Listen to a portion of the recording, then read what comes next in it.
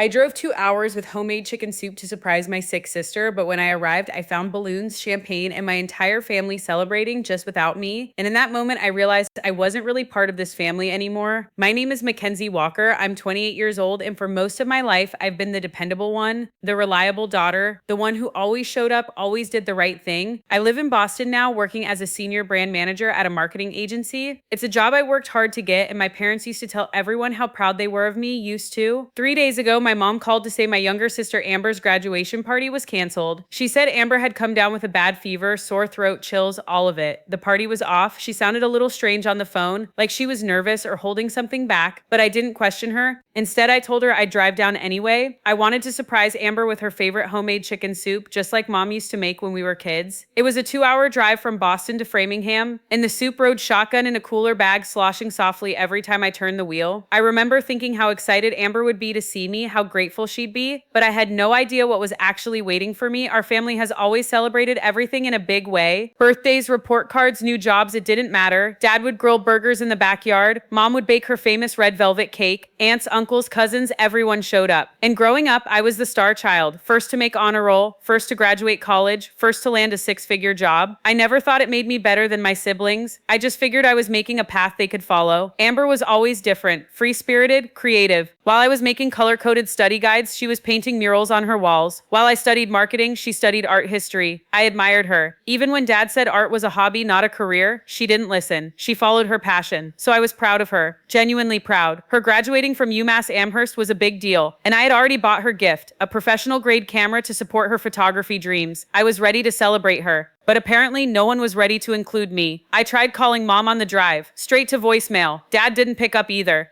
Even my younger sister Haley didn't answer. Only my brother Ryan, who's studying abroad in Germany, replied with a quick, "Hope Amber feels better." That made sense at the time, but the closer I got to my old neighborhood, the worse my gut felt. And when I turned onto Cedar Lane and saw cars lining both sides of the street, I knew. Aunt Catherine's SUV, Uncle Paul's truck, Cousin Rebecca's bright yellow Volkswagen, all parked outside our house. I stared at the blue and gold balloons tied to our mailbox, UMass colors swaying in the breeze like a cruel joke. I parked a block away and sat in the car, gripping the steering wheel, staring at the soup cooler next to me. I was supposed to be bringing comfort to a sick sister, but this was something else entirely. As I walked up the path to our house, the sound of laughter and music grew louder. Not exactly what you expect at a house with a bedridden graduate. I peeked through the front window. There they were, my entire family, glasses raised, dancing, eating cake. Amber was front and center in a sundress, healthy as ever, glowing with joy. I stood there for a full minute before anyone even noticed me. Then Cousin Jennifer spotted me from across the room. Her mouth dropped open mid-sip of champagne. One by one, the others turned. Amber stopped smiling. Dad froze with a bottle of champagne in his hand. Mom dropped a deviled egg. And finally she spoke. "Mackenzie," she said, forcing a smile. "What are you doing here, sweetheart?" Her voice was high-pitched and fake, the kind of tone people use when they've been caught. I looked around the room. Balloons, streamers, congrats Amber banners, photo collages, gift table, red velvet cake. Everything I had been told wasn't happening was happening, just without me. "I brought soup," I said quietly, "for Amber's fever." Amber looked like she wanted to disappear. Her eyes went to the floor. Dad turned away. Mom walked toward me, arms open like she was going to hug me. I stepped back. "Oh, honey," she said. "There was a change of plans. Amber got better so fast we just decided to go ahead with the party. I tried calling you this morning, but your phone went to voicemail. We assumed you had that important work meeting. I never told them I had a meeting today. I had told them I'd taken the day off, specifically to help, and they lied. All of them. 30 people stood in that room. All of them had been invited. All of them had shown up, except me. Silence filled the room. 30 people frozen in place, staring at me like I was a stranger. Not family, not the oldest daughter, not the sister who drove 2 hours with soup. Just someone who didn't belong. My mom still had that fake smile on her face. She kept her arms open, waiting for a hug I wasn't going to give. I looked around the room. Amber looked down at her feet. Dad was suddenly very interested in a tray of deviled eggs. Haley, my other sister, stood near the gift table, avoiding eye contact. I felt the cooler bag slipping from my shoulder, so I set it down gently by the entryway. It didn't matter anymore. No one cared that I'd brought soup. No one cared that I had come. "I see," I said quietly. My voice wasn't angry. Not yet. It was just tired. "You all decided to have the party anyway, without me." "Mackenzie, sweetheart," Mom said quickly. "We didn't mean to hurt you. Amber recovered so fast, and you told me she was sick." I interrupted, "and that you were postponing the party. You told me not to come." Well, Dad jumped in. Things changed last minute. We didn't want to bother you. You're always so busy with work. I turned to face him. I took the day off, I said. You knew that. I told you on Tuesday that I cleared my schedule. His mouth opened then shut again. Amber finally spoke. I didn't know, she said softly. I thought maybe you couldn't make it. I shook my head. Why didn't you text me? She didn't answer, and I knew why. They hadn't just forgotten me. They had excluded me. On purpose. The room was still. No music. No laughter now. Everyone was waiting to see what I'd do. Walk out? Cry? Yell? I did none of those things. I walked over to the dining table where the cake sat. Mom's famous red velvet with thick cream cheese frosting. Congrats, grad Amber was written in gold letters across the top. I remember when Mom made this cake for me. I said out loud. When I graduated. She had balloons too, and everyone came. Nobody said anything. Back then, I continued. I thought these celebrations were about family, about supporting each other, being proud of one another. Still no one moved. But I guess things have changed. I guess I don't fit into the picture anymore. You do, sweetheart, Mom said quickly, stepping forward again. You're always a part of this family. I looked her in the eyes. Then why did you lie to me? My question hit the air like thunder. She blinked. I didn't lie. You told me Amber was sick. You told me the party was canceled. You told me not to come. And you didn't answer your phone when I tried to check in. No one did. Not you. Not Dad. Not Haley. Not even Amber. I looked toward my sister. You blocked me out. All of you. Amber looked like she wanted to disappear into the floor. Then cousin Jennifer stepped forward. The first brave enough to break the silence.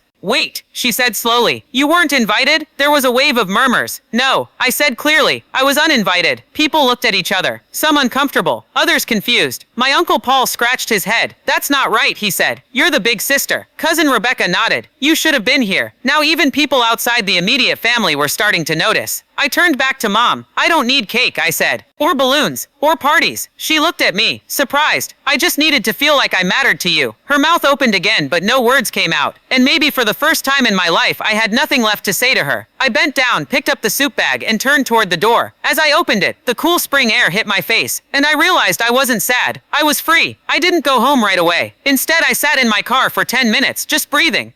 Then I drove to a nearby park, one Amber and I used to play in as kids, and sat at a bench. I opened the cooler bag and took out the container of soup. It was still warm. I ate a spoonful myself, and it tasted like comfort, like memories, like something real. Everything that party back there wasn't. That night, I didn't wait for an apology. I didn't expect one either. Instead, I posted a photo on social media. Just the soup on my lap, the park trees in the background. The caption read, "Made soup for someone who didn't need it. Ended up giving it to someone who did. Me." It got more likes than anything I'd ever posted. And messages poured in. Old friends, co-workers, even distant relatives. Most said the same thing. You didn't deserve that. Family should never treat you that way. I'm so proud of you for speaking up. No one from my immediate family commented. Not that night. Not the next day. But 3 days later, I got a text from Amber. "I'm sorry, I didn't know what Mom told you. I should have asked. I really wanted you there." I stared at the message for a long time. Then I replied, "You still could have spoken up, but thank you for saying that." She wrote back, "Can we talk sometime? Just us." I didn't answer right away, because honestly, I didn't know yet. It took me 3 days to answer Amber's message. Not because I was angry. Not anymore. I just needed time to think, to feel, to remember who I was outside of being the responsible daughter. Eventually, I wrote back, "Okay, let's meet." She replied within minutes, "Tomorrow. Coffee at the library cafe." I agreed, but I wasn't sure what I was walking into. The next day, I arrived 10 minutes early. I always did. Amber was already there. That surprised me. She sat by the window wearing a hoodie and jeans, no makeup. Just Amber, my little sister who used to sneak into my room when she had nightmares. She stood up when she saw me and gave me a small nervous wave. "Hey," she said. "Hey." We sat down. For a moment, neither of us spoke. Then Amber reached into her tote bag and pulled out something unexpected. It was the camera I had bought her, still wrapped in gift paper. "I didn't open it," she said. "I didn't think I deserved to." I blinked. "You didn't know about the lie?"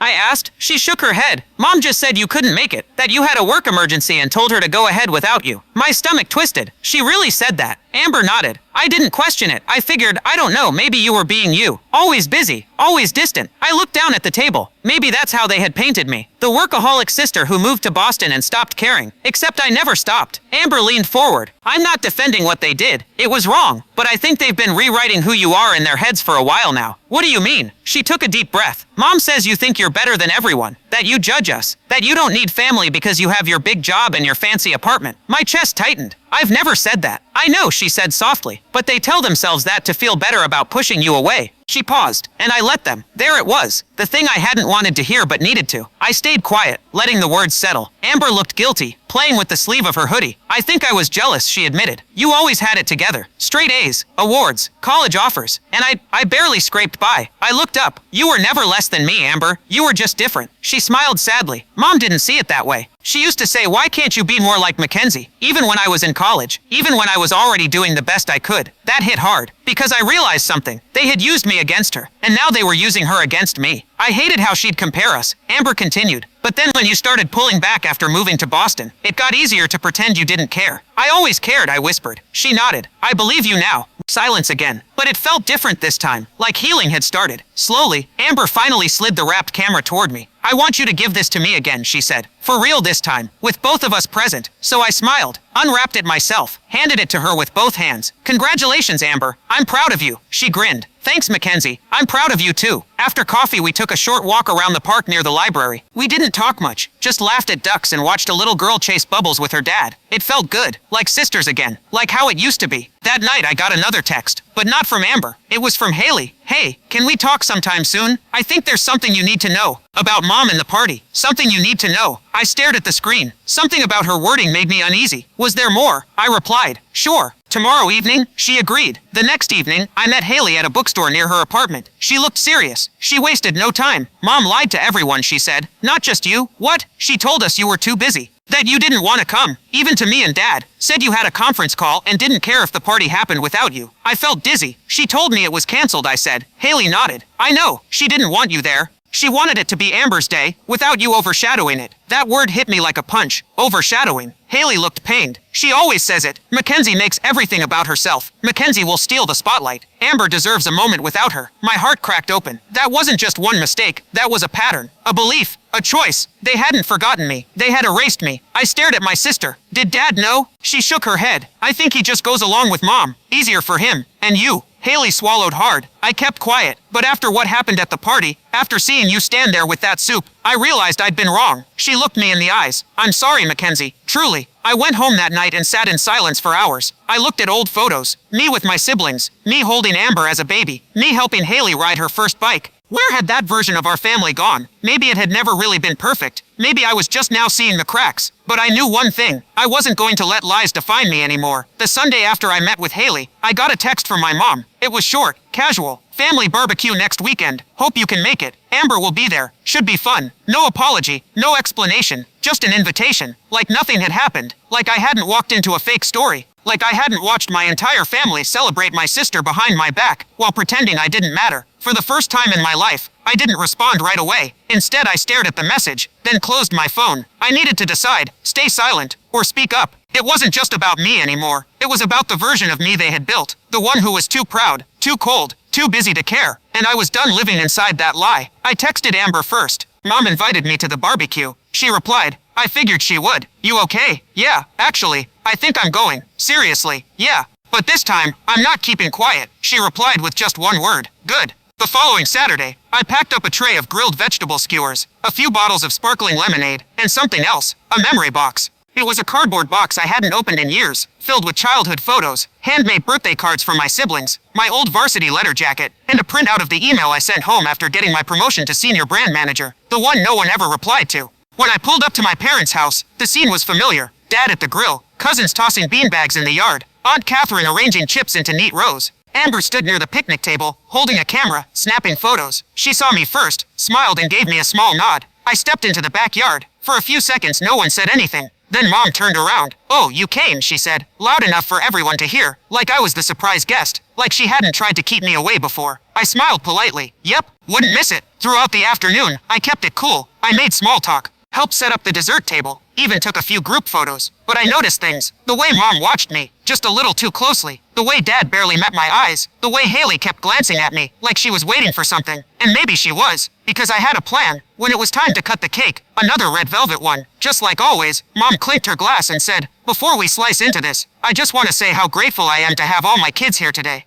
It's been a tough few months for everyone, but we're stronger than ever. That was it. That was the moment. I stepped forward. Actually, I said, I'd like to say something too. All eyes turned to me. Mom's smile froze. Dad paused, mid-slice. Amber quietly lowered her camera. I cleared my throat. I grew up thinking that if I worked hard, showed up, did everything right, I'd always have a place here. I looked at my parents. I believed being the responsible one would earn me love. safety, a seat at the table. I held up the memory box. But lately I've realized something. Being the good daughter wasn't protection. It was a disguise. People shifted in their seats. I kept going. Last month I drove 2 hours with homemade soup because I thought Amber was sick. Because Mom told me the party was canceled. I turned to face the group, but it wasn't canceled. Murmurs rippled across the lawn. It happened without me, on purpose. Mom stepped forward, panic in her voice. "Mackenzie, sweetheart, that's not." I raised my hand gently. "I'm speaking now, Mom." She stopped. "I'm not sharing this to embarrass anyone," I said. "I'm saying it because silence is how this happened in the first place." I looked at my siblings. For years I thought I was drifting away from this family. Turns out I was being pushed. Haley dropped her head. Amber reached over and took my hand. I turned back to the guests. "To everyone here, I'm not cold. I'm not too busy. I'm not too proud. I've always been here, always showed up, always cared." I took out the printout of the email, the one with my promotion news, and held it up. I emailed my whole family when I got promoted. No one replied. Not a single congratulations. But when Amber graduated, I bought her a professional camera and took a day off work to come celebrate. I paused, and I would have done it again if you'd let me. The silence was deep, uncomfortable, real. Finally, Dad cleared his throat. "I didn't know your mother said it was canceled," he said. "I really thought you were just busy." Mom's face was red, tight. "I didn't mean to hurt you," she said. "But you did," I replied, "and I needed you to hear that, out loud, in front of everyone." I stepped back. Okay, that's all I wanted to say. Nobody clapped, nobody cheered, but nobody walked away either. That mattered. Amber hugged me tightly. Haley came over too. "I'm proud of you," she whispered. It needed to be said. Later, as I packed up my memory box, I noticed something. Aunt Catherine was wiping away a tear. Uncle Paul gave me a respectful nod. Even Cousin Rebecca mouthed, "Good for you." Maybe the truth wasn't easy, but it had weight. And now, it was out in the open. That night, I drove back to Boston, but I didn't feel like I was running away. I felt like I was moving forward, free, seen. Finally, a week passed after the barbecue. No calls, no texts, just silence. But for the first time in years, I didn't feel the need to chase their approval. I had said my truth. I had looked them in the eyes and told them what they didn't want to hear. And even if it made them uncomfortable, I finally felt free. At work, things were going well. My boss offered me a spot at an upcoming leadership retreat in Chicago, the kind of opportunity I used to say no to, afraid I'd miss something important at home. But this time, I said yes, because I wasn't just putting distance between me and my family. I was building space for something better for me. That Friday, I started cleaning out the storage closet in my apartment. I found boxes of old photo albums, letters, childhood artwork. I came across a folder with printouts of my college acceptance, my first paycheck stub, and birthday cards from when I was little. One of them was a hand-drawn card from Amber. It said, "To the best big sister in the world, I want to be just like you someday." I sat down on the floor and cried, not from pain, but from everything I'd held inside for too long. The next morning, I packed up 2 things. A suitcase for the Chicago retreat, a sealed letter in an envelope labeled "For Mom and Dad, please read," and I made one last drive to Framingham. The house was quiet when I arrived. I let myself in with my key, probably for the last time. I walked into the kitchen where the air smelled like lemons and fresh-baked cookies, the kind of smell that used to mean home. I placed the letter on the kitchen table, then I took off my key from my ring.